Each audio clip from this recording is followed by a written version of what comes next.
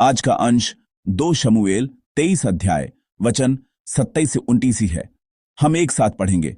अनाथोती अबीएजेर, हूशाई मबुन्ने, अहोही Salmon, नतोपाही महरई, एक और नतोपाही बाना का पुत्र हेलेब, बिन्यामीनियों के गिबा नगर के रिबै का पुत्र हुत्तै, पिरातोनी, बनायाह, गाश के नालों के पास रहने वाला हिद्दै, अराबा का अबी अलबोन, बहूरीमी अजमावेत, शालबोनी एल्यहबा, याशेन के वंश में से योनातान, पहाड़ी शम्मा, अरारी शारार का पुत्र अहियाम, माका देश के अहसबै का पुत्र एलीपेलेप्त, गीलोई, अहितोपेल का पुत्र एलियाम, कर्ममेली हेसरो, अराबी पारे, सोबाई नातान का पुत्र यिगाल, गादी बानी, अम्मोनी सेलेक, बेरोती नहरे, जो सरुयाह के पुत्र योआब का हथियार ढोने वाला था, ये तेरी ईरा और गारेब और हित्ती ऊरियाह था, सब मिलाकर 37 थे। आमीन। आज हमने जो वचन साथ में पढ़ा वह दाऊद के वीरों की सूची का अंतिम भाग है, जिस पर हम इस सप्ताह सोमवार से साथ मिलकर मनन कर रहे थे। सोमवार को हमने उन 3 प्रधान वीरों को देखा था, योशेब-बशेबेत, एलाजार और शम्मा, जो बैतलहम के कुएं से पानी भर लाने तक का साहस रखते थे। कल हमने दूसरे 3 वीरों को देखा था, जिनमें अबीशय, बनायाह और एक और व्यक्ति थे, जिन्होंने पहले तीनों से कम नहीं बल्कि बड़ी वीरता से लड़कर बहुत से काम किए। और आज के भाग में उन 30 वीरों के नाम लिखे हैं जो उनके साथ थे। सच कहें तो ऐसा वचन जिसमें केवल नाम लिखे हों, सुनाने वाले और सुनने वाले दोनों को उबाऊ और उलझन भरा लग सकता है।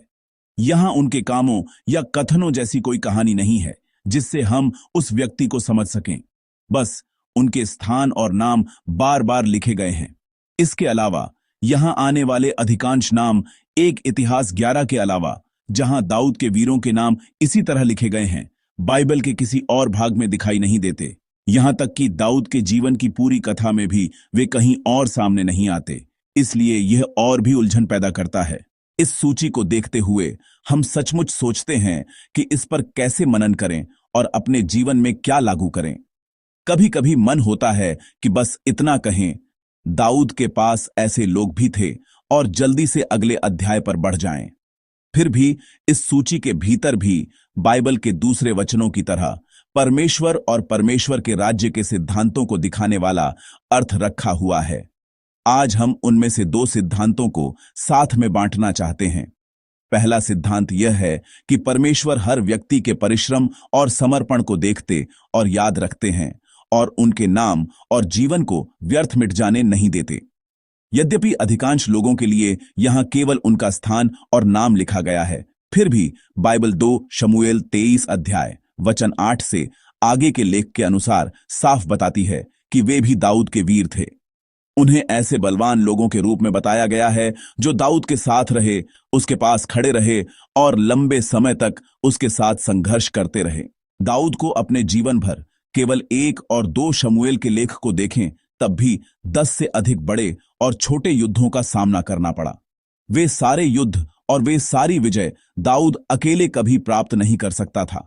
वे इसलिए संभव हुए क्योंकि दाऊद के पास अनेक सेवक, सैनिक और सहकर्मी थे जो उसे सहारा देते और उसके साथ लड़ते थे। निश्चित रूप से बाइबल कोई विस्तृत युद्ध रिपोर्ट या सैन्य नाटक नहीं है। इसलिए दाऊद ने जिन युद्धों का सामना किया, उनमें हुई हर छोटी बात या उनमें भाग लेने वाले हर व्यक्ति का नाम और संख्या एक एक करके ठीक ठीक नहीं लिखी गई। फिर भी परमेश्वर केवल दाऊद को ही नहीं, बल्कि दाऊद के साथ रहे सभी लोगों को भी, जिन्होंने पसीना और लहू बहाया और अपना जीवन दांव पर रखकर समर्पण किया, यूं ही भुला नहीं देते। उनके नाम लिखवाकर परमेश्वर उन्हें हजारों वर्षों के समय को पार करते हुए आज हम तक पहुंचाते हैं। और जब तक वे बाइबल में रहेंगे, वे आगे भी सुनाए जाते रहेंगे, ताकि परमेश्वर के सभी लोग उन्हें जानें और याद रखें। आज हम जिन परमेश्वर की आराधना करते, जिन पर विश्वास करते, जिनसे प्रेम करते और जिनकी सेवा करते हैं, वे भी एक एक व्यक्ति को देखने वाले परमेश्वर हैं, याद रखने वाले परमेश्वर हैं। बाइबल में, कलीसिया के इतिहास में और आज तक भी जागृति के स्थानों या सेवकाई के महत्वपूर्ण क्षणों में अवश्य ऐसे अगुवे रहे हैं जो आगे बढ़कर वचन सुनाते थे या दूसरों को नेतृत्व देते थे। ऐसे अगुवे रहे हैं जो बहुत से लोगों का ध्यान और दृष्टि अपनी ओर खींचते थे, तालियां पाते थे और जिन्हें महान व्यक्ति कहा जाना स्वाभाविक लगता था। लेकिन कोई अगुवा चाहे कितना भी असाधारण क्यों न हो, यदि उसके पास ऐसे लोग न होते जो उसके साथ अपना स्थान संभालते, प्रार्थना, धन और जीवन से सहकार्य करते, तो शायद वे सारे बड़े काम पूरे करना असंभव होता। उस समय लोग चाहे केवल अगुवे पर ध्यान देते हों, चाहे उसे महान व्यक्ति कहकर ऊंचा उठाते हों, परमेश्वर केवल अगुवे को नहीं बल्कि उसके पास खड़े हर व्यक्ति को समान प्रेम की दृष्टि से देखते हैं। वे किसी के परिश्रम और समर्पण को हल्का नहीं समझते। वे उन्हें व्यर्थ भुला नहीं देते, पर याद रखते हैं और मूल्यवान रूप से उपयोग करते हैं। इसलिए आज मुझे दिया गया यह दिन भले ही ऐसा लगे कि कोई उस पर ध्यान नहीं दे रहा, मेरा परिश्रम और समर्पण भले ही समुद्र के सामने एक कंकड़ फेंकने जैसा या चट्टान के सामने अंडा फेंकने जैसा बहुत छोटा लगे, फिर भी वह कभी अर्थहीन या हल्का नहीं है। परमेश्वर किसी और को नहीं, मुझे ही आग की लौ जैसी आंखों से देख रहे हैं। वे गहरी रुचि के साथ मुझे देख रहे हैं। वे मेरे परिश्रम और समर्पण को याद रखते, आनंद से ग्रहण करते और मूल्यवान मानते हैं। किसी भी सम्मान भवन से, किसी भी इतिहास की पुस्तक से कहीं अधिक महिमामय और अनंत रहने वाली परमेश्वर की हथेली और परमेश्वर की जीवन पुस्तक में वे हम में से एक एक का नाम लिख रहे हैं। यदि परमेश्वर हमें देखते हैं, यदि परमेश्वर प्रसन्न होते और याद रखते हैं, तो क्या वही पर्याप्त नहीं है? मैं मन से आशा करता हूं कि हम ऐसा आज का दिन बिताएं जिसे कोई मनुष्य नहीं बल्कि परमेश्वर याद रखने योग्य समझे। दाऊद के वीरों की सूची से जानने योग्य परमेश्वर का दूसरा सिद्धांत यह है कि परमेश्वर भिन्न भिन्न लोगों को परमेश्वर के राज्य नामक एक ही उद्देश्य का सपना देखने और उसे पूरा करने के लिए चलाते हैं।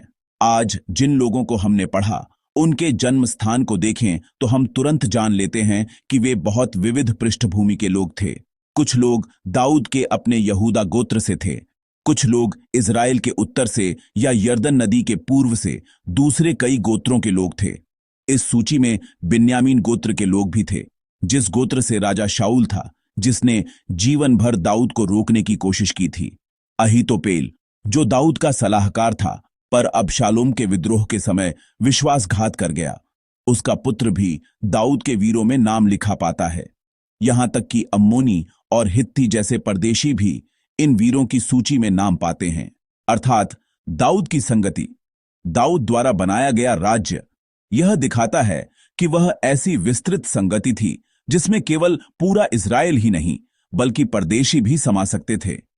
इतनी विविध उत्पत्ति और पृष्ठभूमि वाले लोगों को एक कैसे बांधा जा सका? दाऊद की स्वीकार करने की क्षमता और करिश्मा जैसी व्यक्तिगत योग्यता का निश्चय ही प्रभाव रहा होगा, लेकिन उससे अधिक मूल कारण यह था कि वे सब एक मन से उस परमेश्वर पर विश्वास और आशा रखते थे जो दाऊद के द्वारा काम करने वाले थे, और उस परमेश्वर पर जो दाऊद के राजवंश के द्वारा अपनी वाचा पूरी करने वाले थे। जैसा हमने 2 सप्ताह पहले रविवार के वचन में साथ देखा था, जब दाऊद थक गया था, तब दाऊद के सेवकों ने उसे इज़राइल का दीपक कहा था। यह आशा की अभिव्यक्ति थी जिसे वे इसलिए कह सके क्योंकि वे विश्वास करते थे कि परमेश्वर दाऊद और उसके वंशजों के पिता बनेंगे और अनंत राज्य स्थापित करने की वाचा को निश्चित रूप से पूरा करेंगे।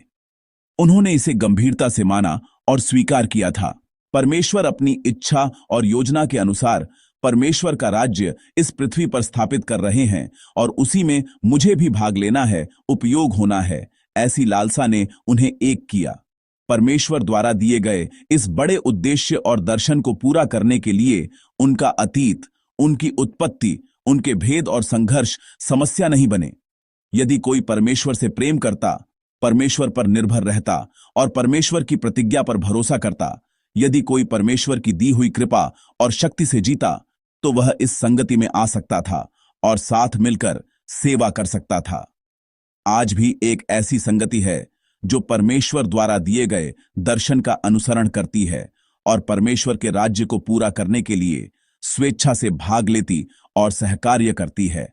वही कलीसिया है। परमेश्वर अपनी योजना को विश्वास योग्यता से आगे बढ़ा रहे हैं कि वे सब जातियों और राष्ट्रों को यीशु मसीह में परमेश्वर की संतान और प्रजा बनाएंगे, उनके साथ रहेंगे, उन पर शासन करेंगे, महिमा पाएंगे और परमेश्वर का राज्य इस पृथ्वी पर पूरा करेंगे।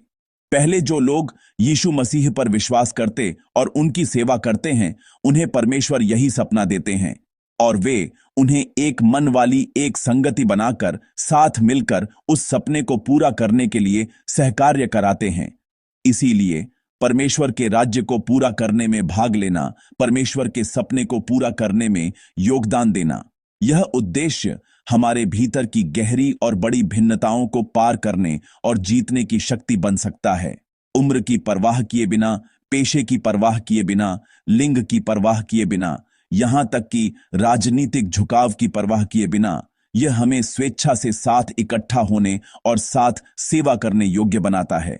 इसीलिए कलीसिया केवल उन लोगों का मंडल नहीं बननी चाहिए जो मेरे साथ अच्छे से मेल खाते हैं।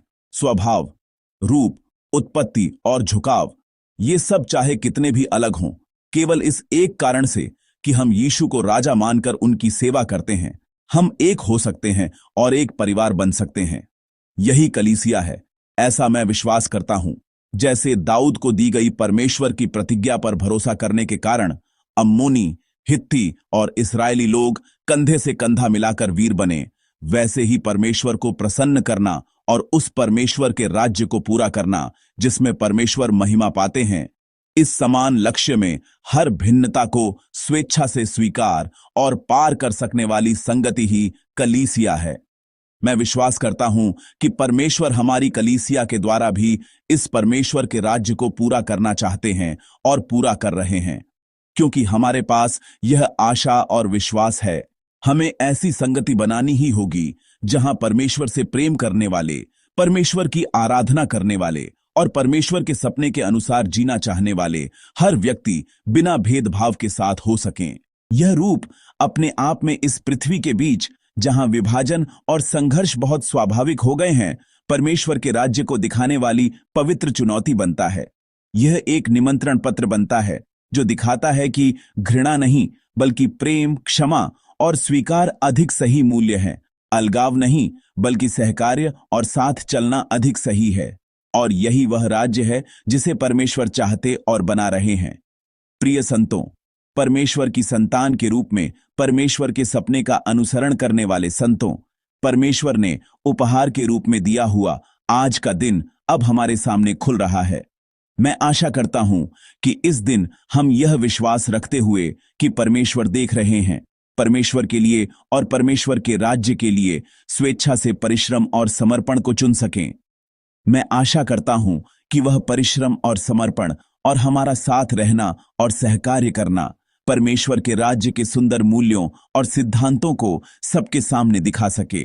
इसलिए मैं प्रभु के नाम में मन से आशा और आशीष देता हूं कि हमारे लिए भी यह दिन ऐसा बने जिसमें हम परमेश्वर की जीवन पुस्तक में वीरों के रूप में, परमेश्वर की संतान के रूप में और उनकी प्रजा के रूप में अपना नाम आदर से छोड़ सकें।